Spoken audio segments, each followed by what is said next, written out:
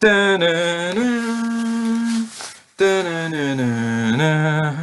It's Under Siege, guys. 1992. Steven Seagal's rise to fame. If we're being honest, he's only ever made two good movies, and it's this and the second Under Siege. The other ones are just, I don't know, man. Seagal, but Casey Ryback's on this train. Turns out he's not on a train. Casey Ryback is on this aircraft carrier, and we kick off the movie. It's this Missouri. It was of course used during World War II. Basically made the Japanese fucking surrender, man. It defeated them. So we're getting this big ceremony for it. It's the final voyage of the MSS Missouri. I think it's MSS, man. There's so many letters to throw in to start battleships. But anyway, Steven Seagal playing Casey Ryback. He's a chef for Captain Adams, but of course he's not just a chef. He's fucking Navy SEAL, top of the drawer, man. Elite killing machine. And yeah, I thought it was brilliant. But actually, we get George Bush at the start of this movie, which I thought was pretty weird, and pretty mad. If I'm being honest, like the fact that he's actually in this, of course, not George Bush, 9/11 George Bush. It's his daddy. Who's your daddy? Montreal. George Bush. But but we see basically straight away that Commander Krill, who's played by Gary Busey, he's in like a feud with Casey Ryback, right? And I'm just going to skip ahead a lot into this movie when Steven Seagal's Casey Ryback's going ballistic, killing every cunt because, they've took over the ship. But like Tommy Lee Jones, Stranix, he says to Commander Krill, he's like, well, how'd you not do a background check on Seagal? He says, oh, well, all the background checks I had available. He says he was just a chef. It was in Captain Adams's book that he was actually a former Navy SEAL, right? But that would work if he didn't have his suspicions about Ryback. He clearly knew something was up with him, and the fact that the captain was pally with him. You think he'd have done his own research and maybe, went into a database or something and looked up about Ryback or asked around? Because surely there's more people than Captain Adams that know about Casey Ryback being in the SEALs. But anyway, the ship gets took over by Tommy Lee Jones's crew. They're a band, shoots the highest ranking officer on the ship. They take over all their guns, and Jordan Tate, played by Erika Elena, is a Miss July 89.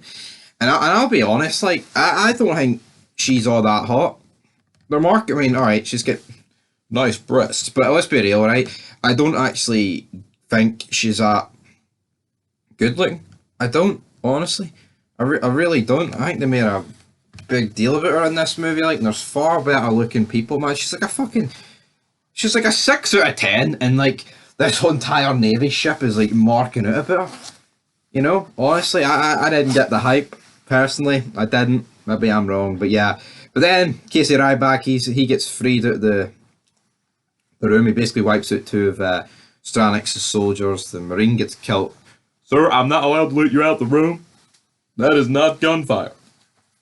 You get shit for brains, Private. That is gunfire. Let me out of here, you dumb bastard.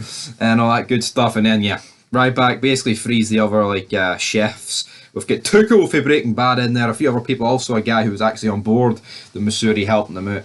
And basically, they start their fight back against Stranix. Then we get the introduction of Admiral Bates and the people back at, the Pentagon or wherever the fuck they are, and they're like, oh, we're going to have to blow up this boat. But then it turns out Casey Ryback's made contact, and then the guy's like, I'll vouch for Casey Ryback, brother. He's a Navy SEAL. He knows what he's doing. And then one of them's like, oh, but what if he's turned heel?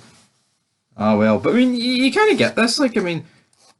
They tried to kill William Stranix, and it was a failed assassination in Florida, I believe it was. So you can understand his point of view. And I think Tommy Lee Jones does a really good, bit of acting here by being like a deranged fucking lunatic in charge of all these missiles. So they start blowing shit up. They blow up like the rescue team helicopter. But then Casey Ryback, man, he lays the smackdown. The submarine that Stranix was working on over in North Korea, turns out he's brought that here, and of course that's what they're going to try and, use as leverage, blow up the world, escape, blah blah blah. And as they're taking off, Gary Busey, they're trying to work on it, they're trying to get underneath, they fix it, but then they fire a big hit two, man, and Gary Busey dies. The entire submarine goes up. All the Frenchies on the board are massacre blue. They're all dead. Absolutely dead, man. All dead. Bang bang, good night. And then, yeah. Then basically, Tommy Lee Jones goes absolutely insane, tells his entire crew essentially to fuck off.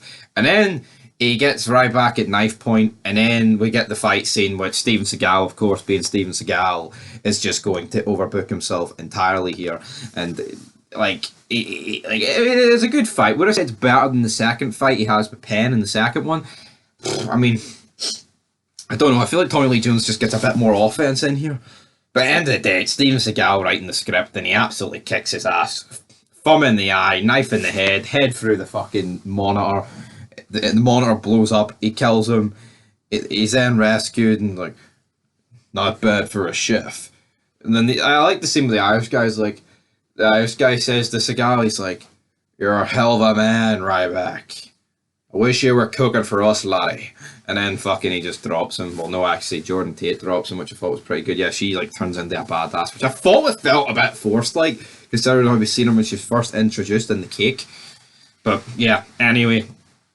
I digress. I liked this movie. It's very good, and it ends with him kissing her, blah blah blah. Casey Ryback has saved the world essentially, and of course in the second one he'll do it all over again, but this time on a train. Anyway, guys, I really enjoyed Under Siege. It's a very good movie. I'm going to get 8 out of 10.